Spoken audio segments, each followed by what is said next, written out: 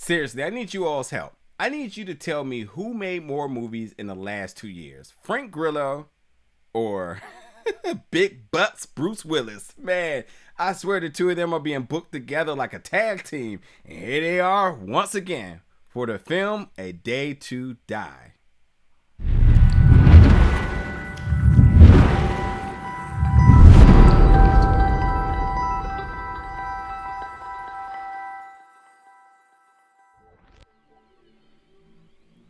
What's up, folks, and welcome back to the channel today for another review. And today we're going to be reviewing the film A Day to Die, which is available right now. So go check it out.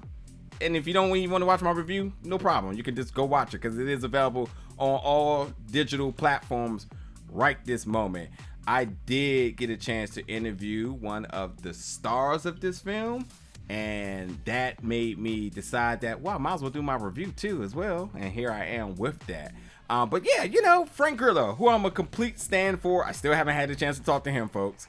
And I'm still, fingers crossed, hopefully one day I can. But with Frank Grillo in the film, it's an absolute watch for me. Big Butts Bruce Willis, like, cool. We know we getting some action now. Those two guys in the film, why not? And then, whoa, to my surprise, my man Leon Robinson from Cool Runnings. Man, that's a iconic movie from my childhood. And seeing him in this was super surprising. So surprising that man, I was just kind of I was like, okay, brother, I see you. Who plays Tyrone Pettis in this? Who is, of course, he's a kingpin. Why wouldn't he be? Anywho, I will say, in short, this film is kind of all over the place, but it has a lot of potential. Just a lot of it just didn't land. There was. What I think this film did do good is that it did nothing stereotypical. I mean, yeah, I know Leon as Tyrone Pettis is a drug lord, I get it, but even he has like an interesting story arc as well too. But definitely all over the place. This is where I've got to be brutally honest in this. I think the director also makes the type of films I like, so like I'm definitely, you know, not mad at all by checking this out, and I will continue to support. But what I am very much going to bark up this tree on with this film is the CGI. I wish they had just left it completely alone. Period. I was not high on the special effects at all. I really wish they had just left it alone.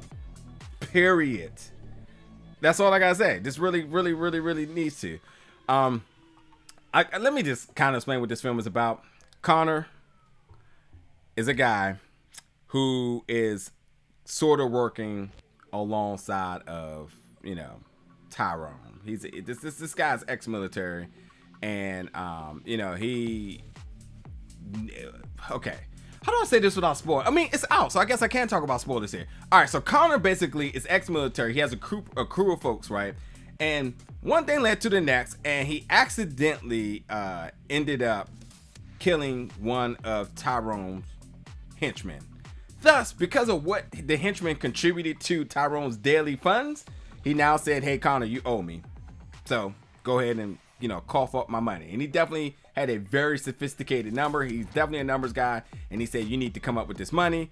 And of course, Connor doesn't have the money. He's supposed to get, and then he gave him like a ridiculous timeline. He said, you got 12 hours to give me $2 million, like straight up. And with that, he said, well, I got a plan for you. You can go basically take out one of my competitors, and that not only will get you the money, but it also takes out the competition, which Connor and his old military friends, Frank Grillo, who's his captain, and Mason, they go hit up this spot. They actually take a lot of money, they take a lot of drugs off the street, but yet they stole the money that was in the stash house. And this now brings the attention of the authorities, because they're just like, well, who robs a drug? Like, who goes into a stash house but don't take the drugs? Yet they kind of did something kind of good, but like, what? And then they kind of talked about how the strategy was, and people realized like, oh, this is people that are trained and whatnot. So one way or another, you know, this ends up putting a target on them, but also everyone is asking Tyrone questions, but also Tyrone also have connections with the authorities, because it's all sloppy and messy, because what else would it be and whatnot? You know, everybody's connected one way or another. The authorities, the drug lords, these other hitmen that's just on the side, the military folks that just go out there and do stuff and whatnot. So yeah, whatever. Anyway, with that being said, I thought the practical stuff was solid. I thought the fight choreography was okay. I mean, why wouldn't it be? Like, look at the folks involved here. The special effects is just Rod just drew the line. Just like, stop. Really. And I also feel like there was some stunt scenes that was just a little unnecessary. Like, there was some things that I'm thinking like nobody would actually naturally respond in this fashion, which I was kind of like, I get it for like the cinematic purposes, but like, really? And with all the bullets flying, all the types of guns and explosions, I just really, really, really wish that they left the CGI alone. It was so noticeable. So noticeable. The flames and the explosions, the bullets combusting out of the barrels, all that stuff is just kind of like. Now, also what I think was interesting, also Vernon Davis, ex-football player, also from the DMV folks, is in this film. Because the reason I bring him up is because, man, there was a lot of funny one-liners in this film. I thought the dialogue was amazing. Probably some of the best parts of this film. And I think at least every actor had at least one very memorable line. Like, for real, for real. I haven't talked about Bruce Willis yet, but I'll talk with him in a second. Let me see. What else I need to talk about? So, I feel like the one thing in this film is that where it becomes a little bit unpredictable is because you really never know who the bad guy is. Like, I think everybody does a face or heel turn at least once. Everyone's flipping sides. Bad guys become good guys become bad guys, and that's kind of like the interesting dynamic of this film. Frank Grillo, as I said, was the captain of the military folks, ex-military folks. Him being behind a Prius was absolutely not the decision I would have went with, even in his very, very, I don't know. He had to make a scene on his exit of this film. Like, I wouldn't have had him behind a Prius. I know that much. Bruce Willis as the police captain in this. That's where Bruce Willis comes into it. Bruce was very much limited in his role. And I think Bruce, because he's getting up in his age, you don't want him doing too much. But I think it was very evident in this that they didn't want him doing too much. Bruce was very ginger in terms of his action in this. And he was mostly desk written. But he got out towards the end, and he definitely made a very interesting part of this film. But not too much Bruce in this. But as I said, the dialogue really was some of the best parts. Some of the most actionable parts in this as well, too. Other than that, you know, I think that, like, if you are a fan of Wes Miller, the director, then this is definitely going to be a film that you want to check out. I mean, I'm a fan of his work, and I think that, you know, we're going to continue to see his work get better and better. This film definitely had its flaws, but overall, I think it's still enjoyable. I definitely think it's a popcorn film. It is a lot all over the place, but I can't be mad. You know, I think this film absolutely knew its target audience, and I think it knew what it wanted to do, and it sailed.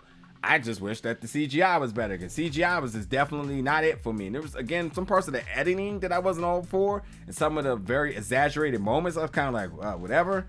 But, yeah. Oh, I didn't even mention, too, with all this being happening, Tyrone kidnapped Connor's wife and said that, hey, if you don't give me your money, I'm going to, yeah, definitely off your wife. So that was his stake. It wasn't just the fact that he killed this guy and he owed the money, but he also kidnapped his wife also as collateral. And he said, you need to do this. And that's what really motivated him to get out and do it. And by that, I will say that this whole ex-military group of folks, why they kind of just disbanded, because they went on a mission before that didn't go the way they wanted to go, and they kind of all got out of the game. So like, it's a hostage situation that didn't go the way they wanted it to go. So, but yeah, again, if this sounds like something of your liking, check out A Day to Die, available now on all digital platforms. Jump in the comments and let me know your thoughts about it when you do.